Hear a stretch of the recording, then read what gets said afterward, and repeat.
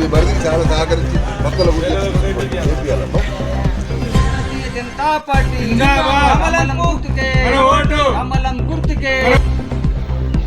ఈరోజు Banswada municipality 11వ ward కౌన్సిలర్గా పోటీ చేస్తున్న నా పేరు చీకట్ల రాజు.